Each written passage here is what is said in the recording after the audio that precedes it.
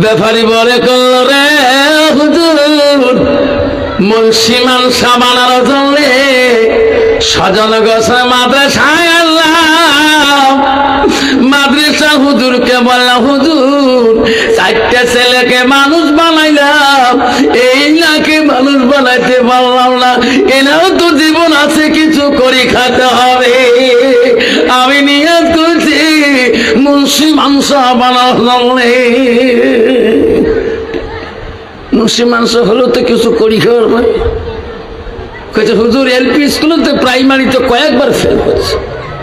হুজুর কয় ঠিক আছে ব্যাপারী সাহেব, আমার বাড়িতে আমার মাদ্রাসায় মুন্সি মানসার কেন্দ্র, এখানে পাগলা বোবা যা আছে সবাকে আমার শিখেই, ঠিক না বেটি? এখন হুজুরকে বললো, হুজুর এই আব্দুর রহমান বেটা আমার মান সম্মান সব শেষ করে দিয়েছে, যতদিন পর্যন্ত মুন্সি মানসা হয় নাই অতদিন ওনার জন্য এই মাদ্রাসার থেকে ছুটি হবে না। মাদ্রাসা হেড হুজুর বললো, ব্যাপারী কথা দিলাম তোমার আব্দুর রহমানকে আমরা মুন্সি বানায় রাখবো। আইরে চলে গেল ব্যাপারী রে, উস্তাদ আব্দুর রহমানকে পড়া দিয়ে দিলাম, পড়ো হয়ে আব্দুর রহমান পড়তে পারে না, আলিফ কোতে আলিশ কয়, বে কোতে বালিশ কয়। হায়রে সত্যি রে এটা পাগলা। হুজুর কিলাইতে আব্দুর রহমানকে আল্লাহর কোরআন হাতে দিয়ে বলে, আব্দুর রহমান পড়তে পারো? হ্যাঁ হুজুর পড়তে পারে, দেখি পড়ো। আব্দুর রহমান পড়লো আলিফ লাম মিম।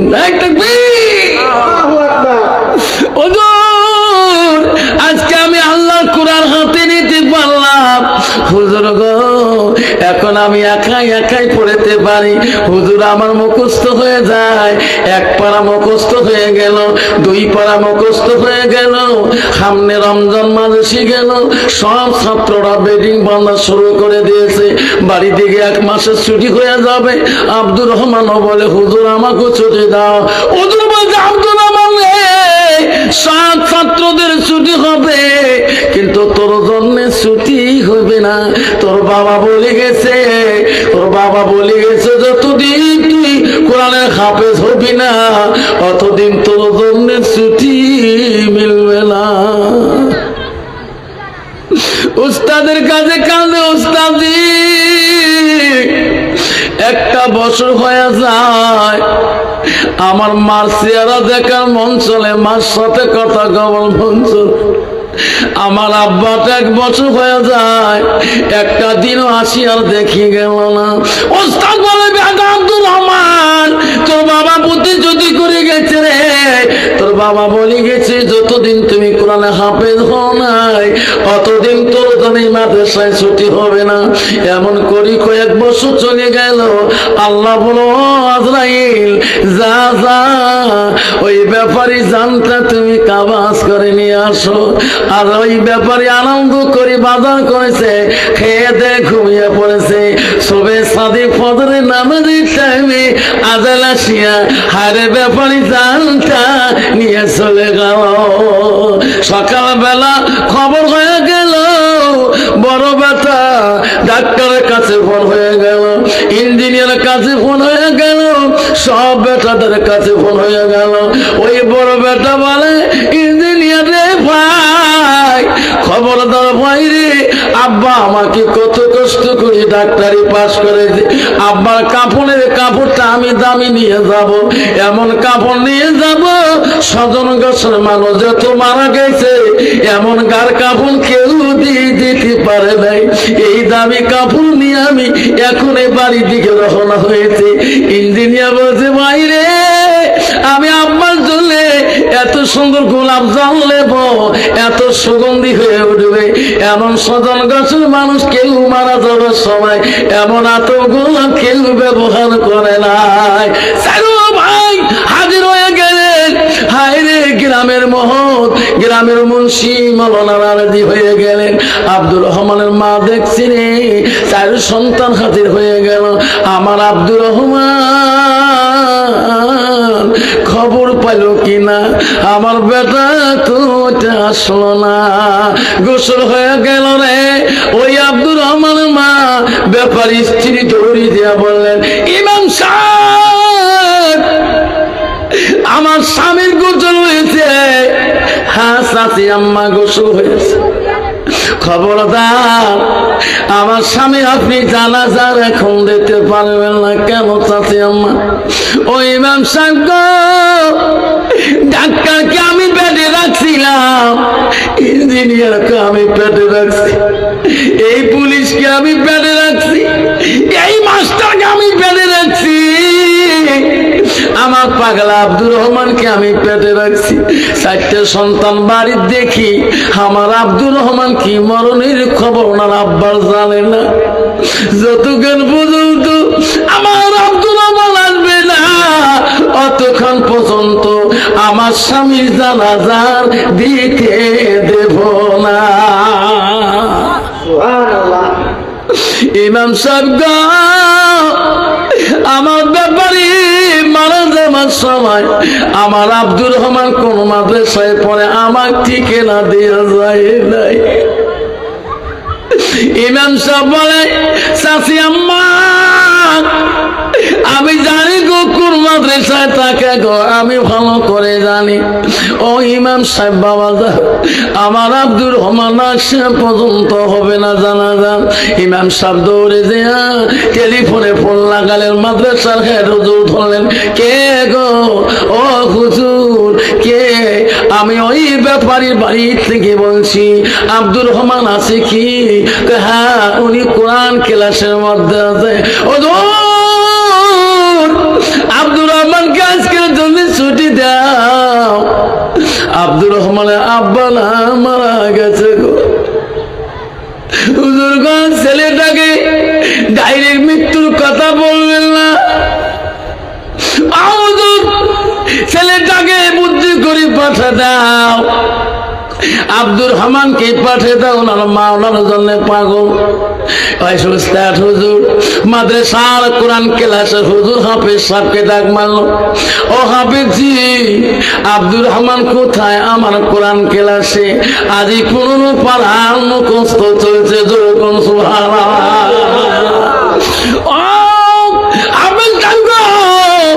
আব্দুর রহমানকে অফিসে পাঠিয়ে দাও। আব্দুর রহমান অফিসে আসলেন, কেন ওস্তাদ দিয়ে ডাকলেন? আব্দুর রহমান রে, তুমি কাপড় পরো, তোমার পরনের প্যান্ট পরো, পাঞ্জাবি ভালো গাদ দাও, আমি তোকে নিয়ে তোর বাড়িতে যাব। তখন আব্দুর রহমান বলে, ওস্তাদজি আপনার কাছে আমি কত দরখাস্ত দিছিলাম, একদিন আমার দরখাস্ত কবুল করেন নাই। আমার মাঝে মাঝে মার চেহারাটা দেখার মন চলে, মাক দেখার কত মন চলে। আজকে কেন গো আমাকে নিজে আমার বাড়ি নিয়ে যান?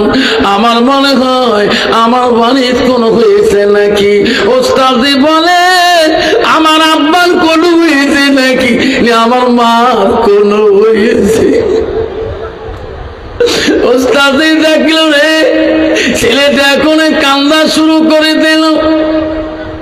এখন যদি মৃত্যুর কথা বলি রে, আরো বোঝা কান্দি পাগল হয়ে যাবে। ওস্তাদ বলছে, বেটা আসো আমার বাইকে, আমার গাড়িতে উঠো। আবার বলে, হুজুর আপনি কেন বলেন না আমার বাড়ি কোনো হয়েছে নাকি? বেটা তুমি গাড়িতে উঠো।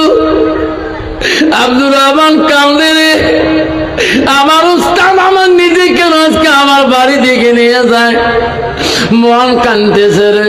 গাড়িতে গেতে গেতে বাড়ির কাছাকাছি যখন কাছে পৌঁছে গেলেন, দেখে রে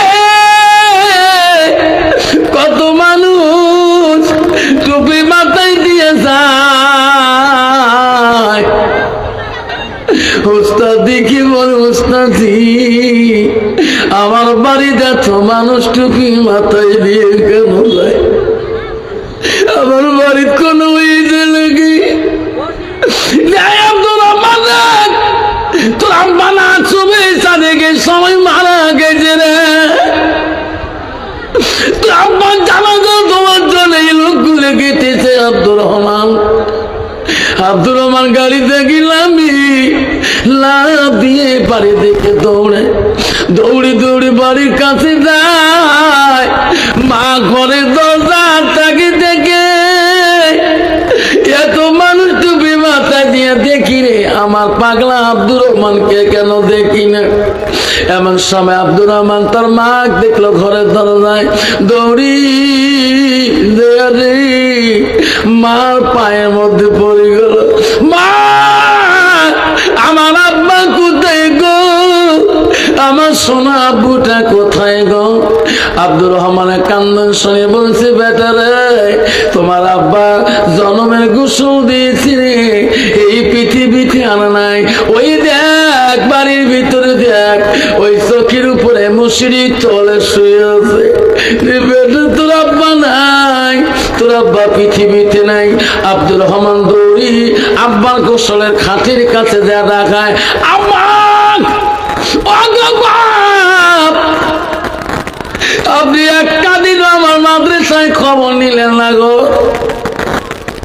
আব্বা ডাক্তারের প্রশংসা করেছিলেন, ইঞ্জিনিয়ার প্রশংসা করেছে, মাস্টারের প্রশংসা করেছেন, পুলিশের প্রশংসা করেছে, আমার প্রশংসা কোনদিন মানুষের কাছে করেন নাই। আব্বা গো আজকে আমি 15 পারা কোরআন হাফেজ আসিলাম, আমার কোরআন পড়া কি তুমি শুনবা না? আব্দুর রহমান কাঁদতেছে, বারবার কাঁদতে বলছে আব্বা আজকে আমি এই কোরআন কাকে পড়ে শোনাবো? শোনেন আব্বা শোনেন। আব্বা তো শোনে না। সব ভাইরা বলল ভাই রে সমাজের লোক এসে শেষ হয়ে গেছে, জানাজা হয়ে যাবে। জানাজারে কাতার হয়ে গেল। ইঞ্জিনিয়ার বলল ডাক্তার তুমি আমার সব ভাইয়ের বড় রে, তুমি বাবা জানাজা দিয়ে দাও। ডাক্তার বলছে রে ভাই আমার আব্বা দুনিয়াতে যত শিক্ষা দিয়েছে রে ও ভাই আজকে আব্বার সামনে দাঁড়ায় জানাজা করার মতন আমার বিদ্যা নাই। ইঞ্জিনিয়ার তোর ব্রেন বুদ্ধি বেশি, তুমি জানাজাটা দাও। ইঞ্জিনিয়ার বলছে ভাই আমি জানাজা দিতে পারবো না। ইঞ্জিনিয়ার বলছে পুলিশ রে তোর মানুষের ব্রেন খুব ভালো, তোর আল্লাহ তোর জন্য কত টাকা খরচ করেছে, তুমি জানাজা দাও। পুলিশ বলে না আমি সামনে দাঁড়ার মতন আমার বুদ্ধি নাই। রে মাস্টার তুমি বাড়িতে ছিলে, তোর জন্য আব্বা না কত আদর যত্ন করেছে, তুমি আজকে জানাজা দাও।